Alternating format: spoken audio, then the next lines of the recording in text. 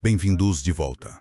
Temos o grande privilégio de receber hoje Syed Mohamed Marendi, professor da Universidade de Teherã e ex-conselheiro da equipa de negociações nucleares do Irã. Muito obrigado por ter vindo hoje. Pelo que sei, tem sido um dia um pouco caótico. Vimos nos últimos dias que Israel intensificou seus ataques ao Líbano, mesmo quando deveria haver um cessar-fogo. O Irã aparentemente retaliou atingindo Israel. O Donald Trump prometeu então falar com Benjamin Netanyahu, pedindo que não reagisse contra o Irã. Israel parece ter ignorado isso, se o Trump foi sincero, já que agora atacou o Irã. Como resultado, vemos também que o Iêmen anunciou que fechará novamente o acesso de Israel ao Mar Vermelho. Isso parece estar escalando rapidamente para o que poderia virar uma guerra total, e pode ser muito pior ou maior desta vez do que a guerra de 30 a 39 dias, considerando o acesso ao Mar Vermelho. E outras frentes de escalada podem surgir. Você está aí em Teherã? European Union? Não queria saber se pode explicar o que está acontecendo, porque isso parece bastante dramático. Para ter uma noção do clima em Teherã, Glenn, e muito obrigado pelo convite. Esta manhã estive ocupado com colegas do meu departamento entrevistando candidatos a doutorado. E a cidade é enorme. E European Union não ouvi nenhum dos ataques aéreos que ocorreram. Acho que houve 2 ou 3 ataques aéreos em Teherã. Talvez 3 ou 4, não sei.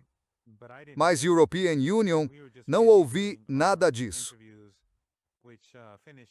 Estávamos ocupados com as entrevistas que terminaram há cerca de 1 hora. Então agora não estou muito atualizado sobre as notícias a caminho daqui. Li um pouco, mas pelo que conversei com amigos mais informados, o Irã está em vantagem e o regime israelense não vai bem. E os ataques de mísseis iranianos têm sido muito eficazes. E ontem à noite, claro, o Irã lançou, creio, 5 ondas de mísseis. E desde então tem disparado um grande número de mísseis. Acho que já se aproxima de 100, até agora são 14, hora e 30, em Teherã. Então, a situação, acho, não está indo bem para os Estados Unidos e, creio, também para o regime israelense. E isso, penso, já ficou claro pelo tweet do Donald Trump ou pela postagem dele no Truth Social pedindo o fim imediato, porque seus aliados não estão indo bem. Mas esse, creio, foi um ponto importante. Desde que os Estados Unidos, obviamente, em suas negociações com o regime israelense e seus aliados no governo libanês, claramente não tiveram intenção de estabelecer um cessar-fogo no Líbano. E queriam apenas desmantelar a resistência e permitir que o regime israelense mantivesse sua presença no país. E o presidente libanês e o primeiro-ministro libanês eram figuras impopulares. Nas últimas eleições parlamentares, quando os aliados do Hezbollah se saíram melhor, o grupo do presidente, creio, obteve 1/3 dos votos da coalizão do Hezbollah. Não tem um mandato popular. E as negociações com o regime israelense, que são ilegais segundo a lei libanesa, o único fruto que produziram foi o amargo fruto da morte. Porque horas depois da reunião, e apenas horas depois de uma entrevista que o presidente do Líbano concedeu à emissora Cable News Network, atacando o Irã, os israelenses bombardearam um comboio das forças militares libanesas, assassinando um tenente-general e seus acompanhantes. Isso mostra que apaziguar o regime não adianta. Mesmo quando você faz o que eles querem, cede às concessões que eles exigem. O fato de o regime libanês e o presidente e o primeiro-ministro por ele instalados terem levado adiante essas negociações contra a lei libanesa foi uma concessão aos israelenses. Mas não receberam nada em troca, exceto a morte de seus soldados. E claro, os israelenses não têm intenção de recuar. Então, nessa entrevista em que ele atacou o Irã, foi irônico, porque o único país que está apoiando o Líbano, diante dessas violações do cessar-fogo e desse massacre em massa no Líbano, é o Irã. O que o governo libanês está fazendo é basicamente impedir que os refugiados se desloquem pelo país. Eles não os deixam ir para outras regiões do próprio país. Estão-os encurralando e estão tentando transformar isso em um conflito sectário. Portanto, organizações não governamentais ocidentais no Líbano e embaixadas ocidentais estão encorajando seus cidadãos a não permitir que os refugiados são principalmente citas, mas os apoiadores da resistência vêm de todas as religiões e de todas as classes sociais. Mas estão a dizer para não os deixarem entrar nos vossos bairros. E os qatarianos e os sauditas, através dos seus representantes, fazem o mesmo. Estão a tentar impedir que os apoiadores da resistência que perderam as suas casas encontrem refúgio. Como resultado, algumas pessoas morreram porque foram forçadas a voltar para as suas aldeias no sul e foram bombardeadas e mortas. Portanto, o presidente libanês e o primeiro-ministro têm muito sangue nas mãos. E os Takfiris, o governo da Al-Qaeda em Damasco, estão a trabalhar com os israelenses para manter a fronteira fechada, impedindo que a resistência receba assistência. O regime instalado em Beirute está a encurralá-los e impede qualquer ajuda do Irã ou do Iraque. Por isso, pessoas no Irã e no Iraque estão a reunir alimentos, enlatados, cobertores, tendas, dinheiro, mas não lhes é permitido enviar nada, porque o que o governo do Líbano quer é esmagar a resistência. Querem humilhar os seus apoiadores. Querem mesmo humilhar a maioria do povo libanês. Por quê? Porque são fantoches dos Estados Unidos. Porque foi para isso que os instalaram em primeiro lugar. Mas apesar disso, o Hezbollah tem revidado e vimos o quão eficazes têm sido num ambiente desses, o que a European Union acho extraordinário, e os iranianos viram que quando os israelenses quiseram começar a bombardear Dânia, aquele era o último lugar para onde os refugiados podiam ir. No sul de Beirute, claro, havia muita gente. E então todo o tipo de refugiados de todo o sul foi para Beirute. E o que o regime israelense planejava era arrasar a cidade. É bastante chocante. Vivemos numa época em que, desde que a European Union era criança, lembro-se também de como os governos ocidentais sempre fingiram apoiar os direitos humanos. Os últimos 2 anos e meio, 3, têm sido dia após dia um choque revelador. Mas os meios de comunicação ocidentais e os governos ocidentais nada dizem sobre os israelenses quererem bombardear Beirute em tapete e arrasar a cidade, como eles próprios diriam. Assim, os iranianos viram que o Ocidente apoiava isto, que o governo libanês o apoiava e que o governo da Al-Qaeda na Síria também o apoiava. Disseram, não podemos permitir que isto aconteça. E então disseram que, se os israelenses bombardeassem Beirute, nós atacaríamos o regime israelense. E o interessante é que, durante 3 ou 4 dias, suponho, não sei o tempo exato, os israelenses absteram-se de atacar Beirute. Mas assim que o ministro do Interior do Paquistão foi ao Irã com uma mensagem, e claro, o Paquistão é o mediador, os israelenses atacaram Beirute. Portanto, fica claro que os israelenses não querem ver progresso nas negociações entre o Irã e os Estados Unidos. Mas, em todo o caso, em resposta, os iranianos sentiram que tinham de retaliar, que tinham de atacar o regime. E fico surpreendido que algumas pessoas dentro do regime pensassem que o Irã não retaliaria, que o Irã não atacaria. E outra vez, isso mostra o quão ignorantes são, como o Mossad realmente não tem uma noção da realidade e não entende como a liderança política no Irã pensa e atua. Porque é evidente, tal como o European Union já venho dizendo há anos, que o Irã fecharia o Estreito de Hormuz e cortaria o petróleo. Já disse isso muitas vezes no vosso programa. Não sei. O que European Union digo é, European Union achava que era bastante evidente que o Irã faria isso. Eles não viram isso. E agora pensaram que o Irã não atacaria. E quando o Irã atacou, atacou de forma muito forte. O ataque iraniano superou largamente o ataque do regime israelense. E isto agora é uma espécie de padrão, porque durante a última semana, ou duas, nas duas últimas vezes em que os Estados Unidos violaram o cessar-fogo e atacaram o Irã fez o mesmo também. Os contra-ataques do Irã foram desproporcionais, foram muito mais severos em magnitude. Então, nas três últimas ocasiões, as respostas iranianas contra a agressão dos Estados Unidos e contra o bombardeio de Beirute foram muito maiores do que o ataque original. Acho que disso se pode ler muita coisa. Bem, parece que isto é fruto de uma estratégia iraniana bem pensada, porque parece que a posição dos Estados Unidos é de que preferem evitar uma guerra de alta intensidade, pois não têm recursos para isso. Além disso, querem manter algum controle da escalada.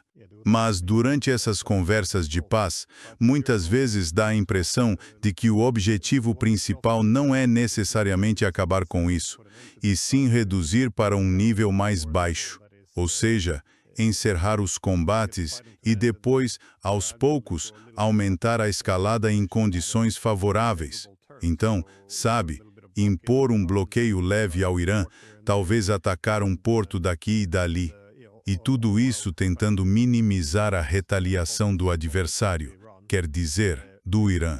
Mas então, com o fechamento agora do Bab al-Mandeb, aquele estreito que dá acesso ao Mar Vermelho, você viu o Irã basicamente contrariar esses esforços de fazer uma guerra de baixa intensidade, desgastando os iranianos aos poucos, enquanto responde com a ameaça de uma guerra de alta intensidade, que os Estados Unidos não podem arcar?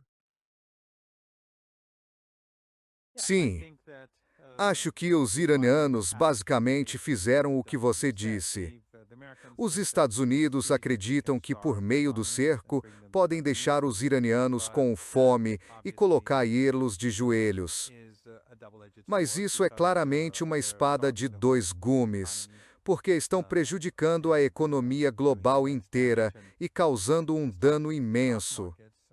E os mercados de ações que caíram acentuadamente desde sexta-feira, acho que a crise energética e as escassezes que vemos, a falta de hélio e a escassez de fertilizantes e todos os outros produtos petroquímicos, essa situação, com o mercado de ações em alta de repente indo mal e com a economia real global em séria dificuldade, vai tornar os desafios muito maiores para os Estados Unidos nas próximas semanas e para seus aliados. Portanto, essa espada de dois gumes não vai necessariamente dar os frutos que Donald Trump espera. E por outro lado, como você corretamente aponta, eles tentaram realizar ataques de baixa intensidade por várias razões: descobrir as capacidades do Irã, enfraquecer o Irã, intimidar o Irã. Mas European Union acho que o Irã, as respostas do Irã nas últimas 2, 3 semanas têm sido para intimidar o outro lado, para intimidar o regime de Donald Trump e o regime de Benjamin Netanyahu. E acho que os iranianos deixaram claro que estão totalmente preparados para recomeçar a guerra quente. E desta vez vai ser muito mais explosiva.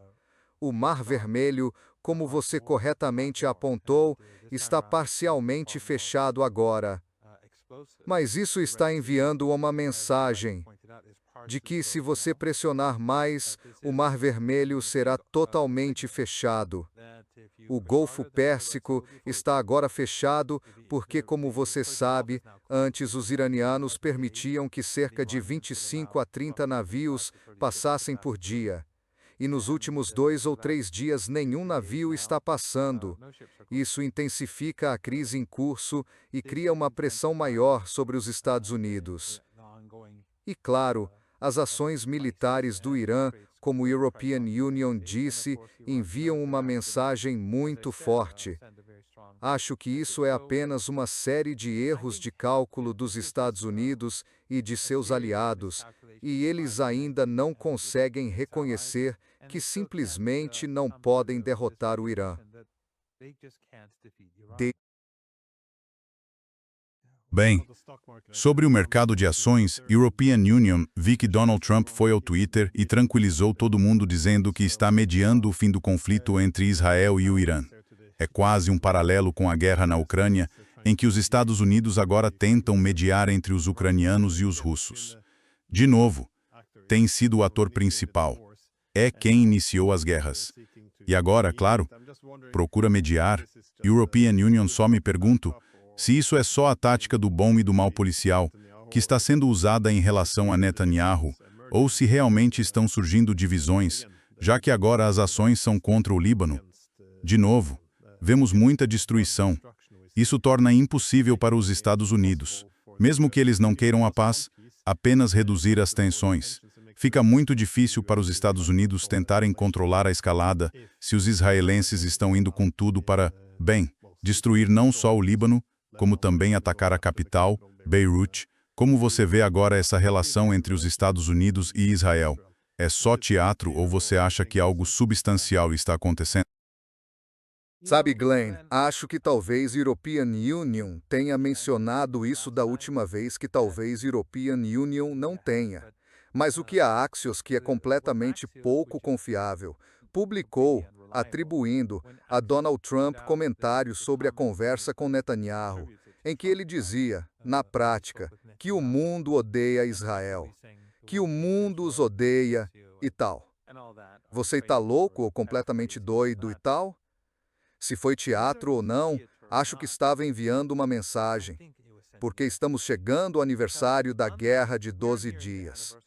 E pouco antes dessa guerra, também vimos outra reportagem da Axios sobre Trump e Netanyahu terem divergências e Trump querer buscar um acordo pacífico sem negociação. E logo depois, eles atacaram o Irã. Então, obviamente, era mentira. Nada do que a Axios diga deve ser levado ao pé da letra. Mas ou ele disse isso, ou não disse. Para mim, isso não é realmente importante. O que importa é que isso foi publicado. E isso não foi uma publicação anunciando alguma ruptura entre Netanyahu e Trump sobre o que fazer. Foi uma declaração dizendo que Netanyahu é desprezado e que, por causa dele, Israel é desprezado e que ele é louco. E Netanyahu sofreu um grande golpe em Israel por causa disso. Seus adversários o atacaram. Seus aliados políticos o atacaram.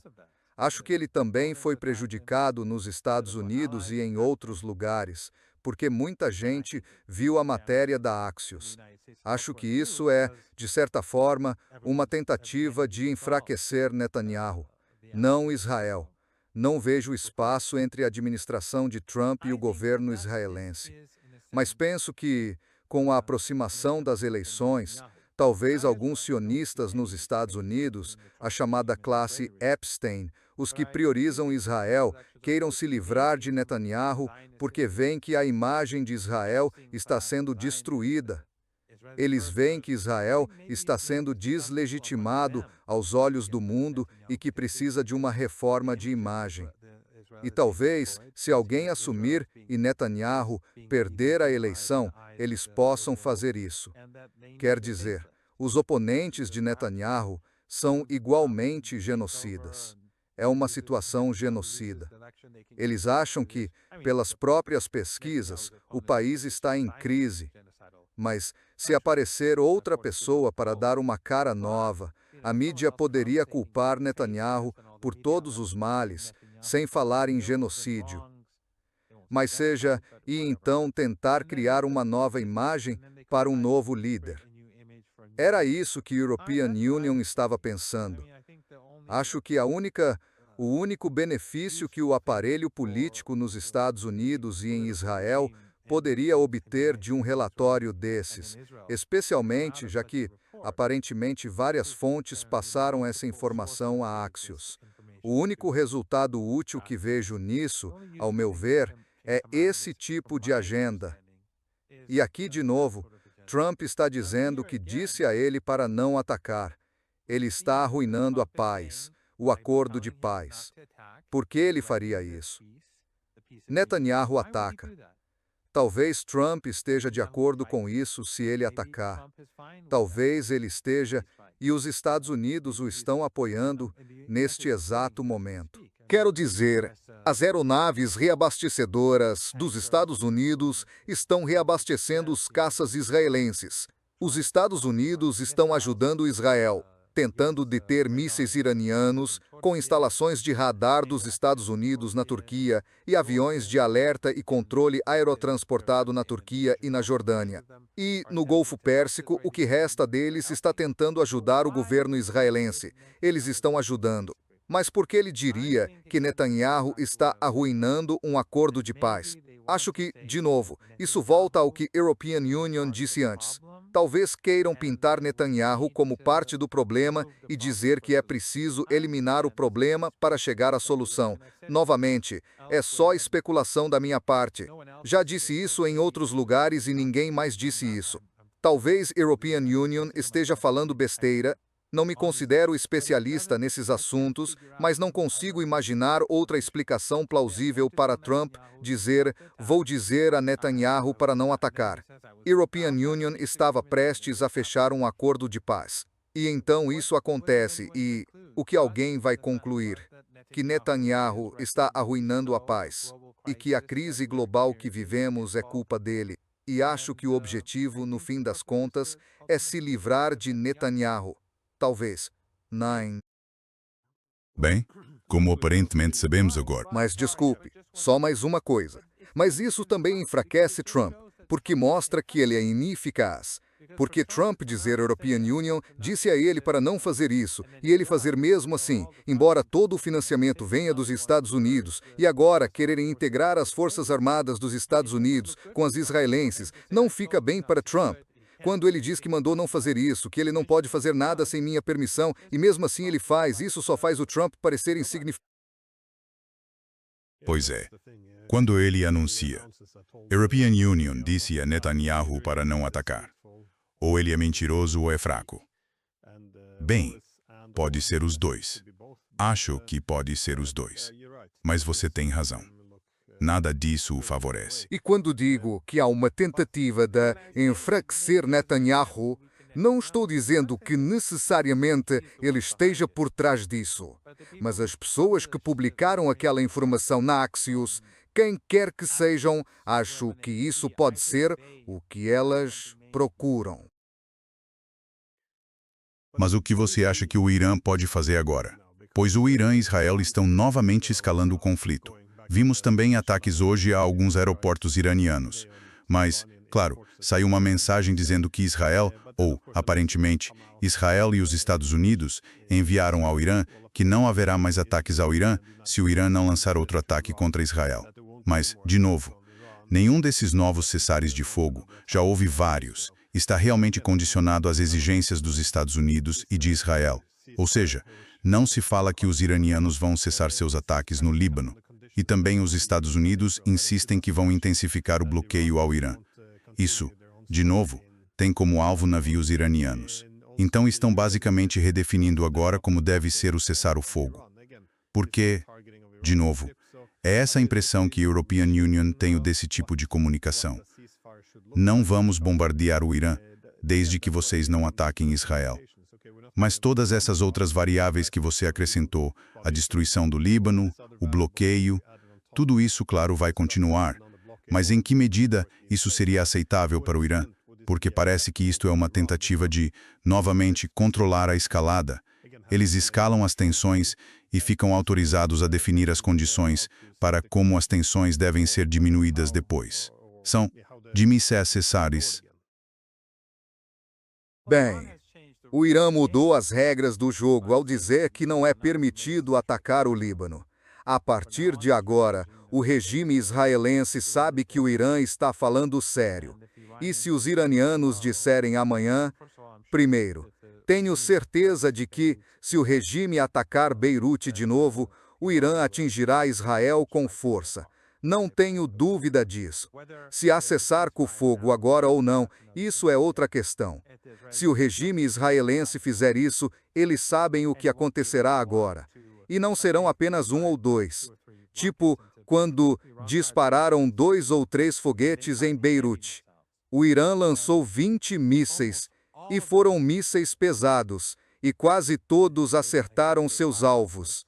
Acho que eles lançaram principalmente mísseis Khorramshahr-4, e quase todos acertaram seus alvos.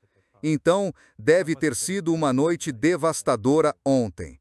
Os iranianos vão definitivamente mudar a forma como o regime israelense atua no Líbano, e isso torna tudo muito mais difícil, porque eles não estão indo bem no campo de batalha, como você sabe.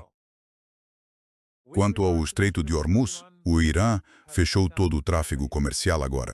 E isso vai acelerar a crise global. Estamos caminhando rumo ao precipício. A economia mundial. E agora isso vai acontecer mais rápido. E o que o Iêmen fez no Mar Vermelho aumenta as apostas, por assim dizer, no Ocidente. Quer dizer, o Trump, para o Irã, não importa o que o Trump diga. O que importa para o Irã é o que Trump e sua administração fazem. E, para o Irã, o acordo que estávamos muito perto de implementar com os Estados Unidos há algumas semanas não vai mudar. O Irã não vai ceder. É preciso acabar com a guerra no Líbano. O regime tem de recuar. É preciso acabar com o massacre em Gaza. E o cerco tem de ser levantado. As sanções sobre as exportações de petróleo e energia do Irã têm de ser suspensas durante a vigência do acordo, e os Estados Unidos têm de devolver os ativos roubados do Irã que possuem. E o Irã abrirá o Estreito de Hormuz e permitirá que o tráfego volte aos níveis de antes da guerra. Isso foi o que se acordou, e é isso que o Irã aceitará. O Trump pode dizer o que quiser, que não levantará o cerco até quando quiser. Então não haverá acordo. Ou se ele disser, European Union vou... Se ele disser que não vai retirar as sanções, o Irã dirá, ok, então continuamos com o status quo, com violência ou sem violência. Mas o Irã acredita que vai resistir aos Estados Unidos, por mais difícil que fique.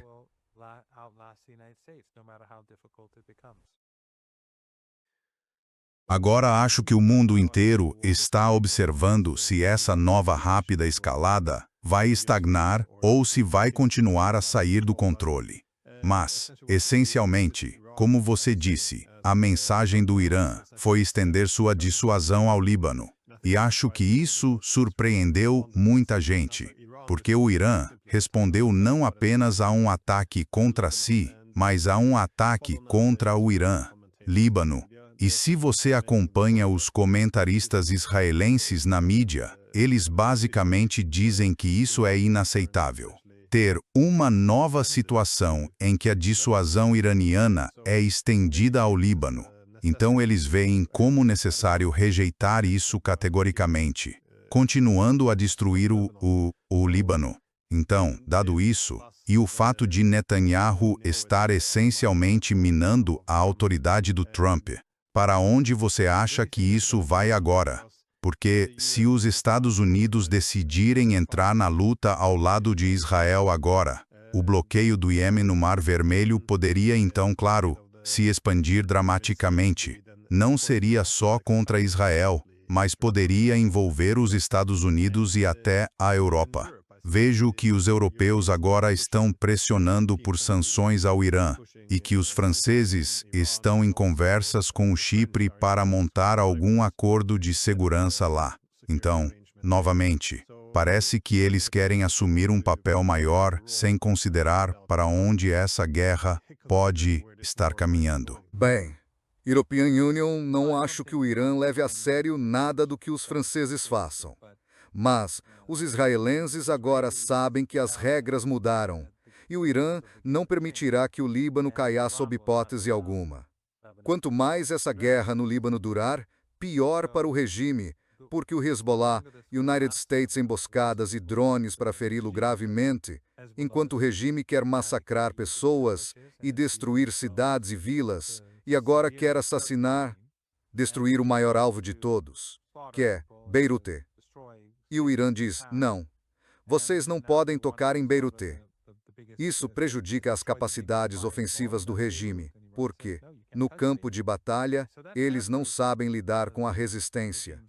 E a única coisa que sabem fazer é massacrar civis. E agora, o Irã bloqueou isso, pelo menos no caso de Beirute. E não só respondeu, como respondeu de forma muito contundente, como European Union disse no início. Quero dizer, o regime israelense atingiu um prédio e, aparentemente, matou 2 pessoas comuns na rua. Eles não mataram ninguém do Hezbollah. Mas os iranianos dispararam algo como 20 mísseis pesados na noite passada. 4. Ou 24. Não tenho certeza do número. Massa, Agora, como a European Union disse, o número de mísseis disparados está se aproximando. não é só eles atiram alguns e o Irã responde com alguns. O Irã os atingiu muito mais forte. Isso envia uma mensagem e, creio, vai deixar o regime israelense cauteloso quanto ao futuro de suas operações no Líbano. Pelo mesmo motivo, o Irã mostrou que está mais do que disposto a se envolver e que, nessa troca, tem a vantagem. Pelo que entendo, até esta conversa e até pouco antes dela, o Irã tinha a vantagem nessas trocas, os israelenses não conseguiram fazer muito e os iranianos foram bastante eficazes em seus ataques. E os iranianos também passaram a ser mais insistentes em relação a Gaza desde que o regime decidiu atacar Beirute há alguns dias. Portanto, o Irã está ficando mais assertivo e mudou as regras do jogo. E o Iêmen entrou no campo de batalha e, por enquanto, não escalou muito, para ser mais preciso, mas o que fizeram indica claramente que têm a capacidade ou a vontade de ir mais longe. Então não vejo um desfecho bom. Não vejo um bom fim para isso, nem para os Estados Unidos, nem para o regime israelense. E acho que teremos de ver o que acontece nas bolsas. Não sou economista e devo ser cauteloso. Talvez haja uma alta em Nova Iorque hoje, não tenho ideia. Mas tenho a sensação de que as coisas vão piorar para os Estados Unidos, cada vez mais nos dias e semanas que vêm. E o que Netanyahu fez foi, acho que já chegamos ao fim da presidência de Trump. O que Netanyahu fez, não só com a guerra, mas mesmo nas últimas 24 horas, foi humilhar o Trump e mostrar-lo como um ninguém, ajudando a destruir o pouco que restava da sua credibilidade.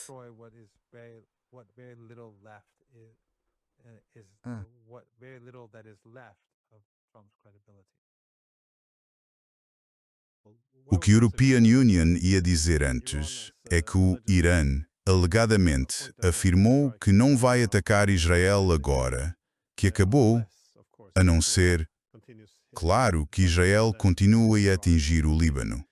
Nesse caso, o Irã vai continuar. E, de novo, aí está o problema.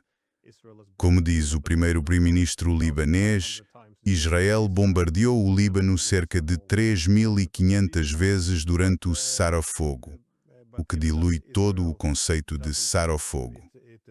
Mas, dado que Israel vai opor-se com força à ideia de aceitar uma dissuasão alargada do Irã sobre o Líbano, não está claro.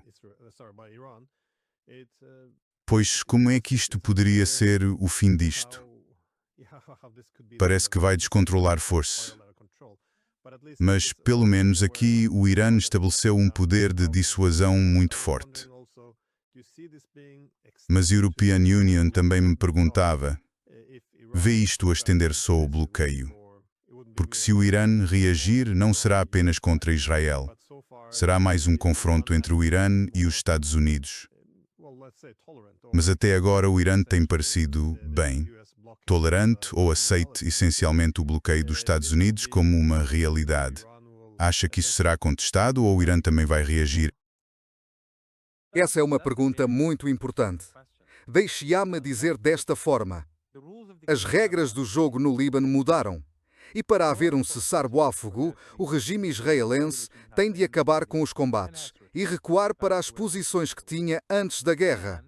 E o Líbano e o Hezbollah nunca mais vão aceitar o cessar-fogo que tínhamos antes da guerra, em que, entre cessar-fogos, quer dizer, durante o período de cessar-fogo, depois do primeiro cessar-fogo no ano passado, há cerca de 1 ano e meio, todos os dias os israelenses assassinavam e matavam pessoas no Líbano. Isso acabou. Isso não vai acontecer.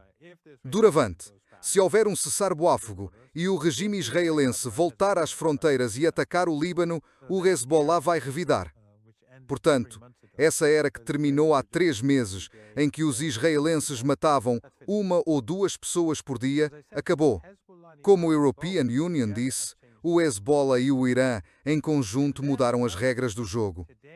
E aconteceu outra coisa. Hoje de manhã, os iranianos disseram que o Irã ameaçou o regime israelense e os seus aliados.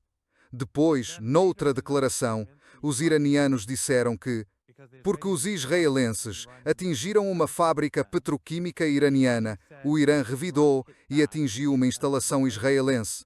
Mas depois os iranianos afirmaram que, se o regime continuar, o Irã vai atacar todas aquelas instalações energéticas no Golfo Pérsico que tenham qualquer ligação aos Estados Unidos ou ao regime israelense. Isto significa que o Irã irá mais além de atacar Tel Aviv ou outras áreas na Palestina. Os iranianos podem atingir o Golfo Pérsico. E isso significa que os iranianos também podem atacar os Estados Unidos. Portanto, as ameaças iranianas agora vão muito além do regime israelense. E eles dizem que estão preparados para destruir por completo toda a infraestrutura crítica da região se isto continuar.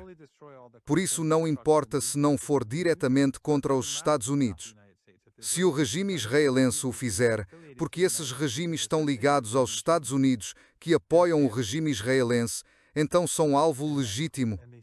E isso inclui, como os iranianos têm vindo a dizer, tudo o que pertence aos Estados Unidos. O bloqueio, esses navios, são navios dos Estados Unidos. Portanto, agora tudo mudou.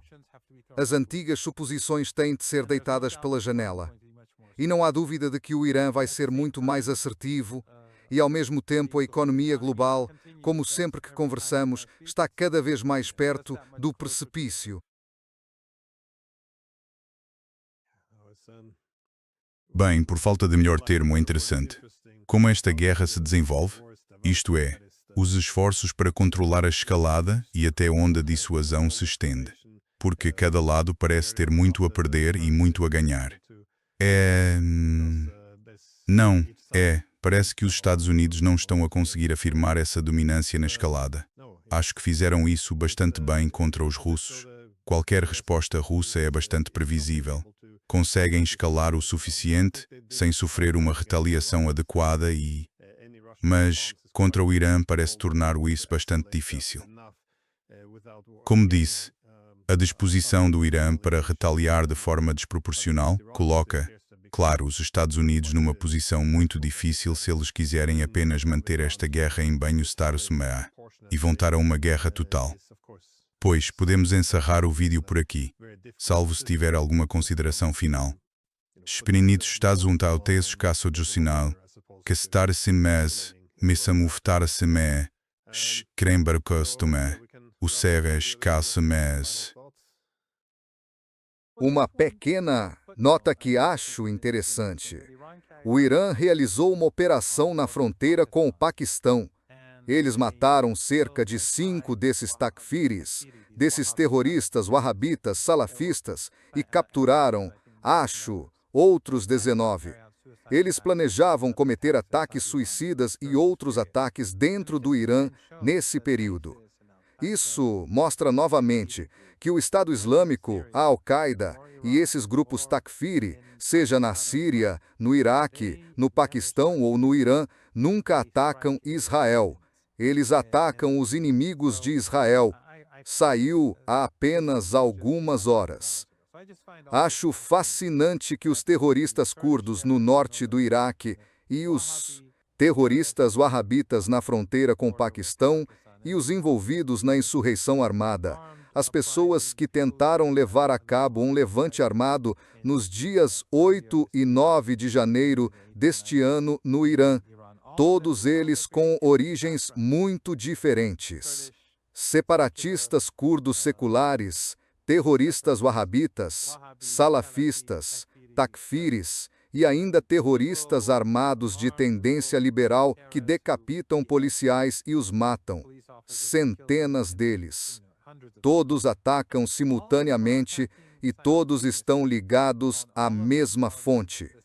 A mesma fonte financia e apoia uma pluralidade de organizações terroristas com uma pluralidade de ideologias. Lembro quando afirmei que os Estados Unidos estavam usando diferentes facções da Al-Qaeda e do Estado Islâmico como intermediários para os israelenses, e isso foi descartado como teoria da conspiração. Mas imagino que agora que os políticos deles estão, apertando a mão de Jolani e... Bem, acho que tudo isso agora está bem estabelecido. Enfim, espero que você fique bem e que as coisas fiquem um pouco mais sob controle. Obrigado, novamente. Se mais, diz...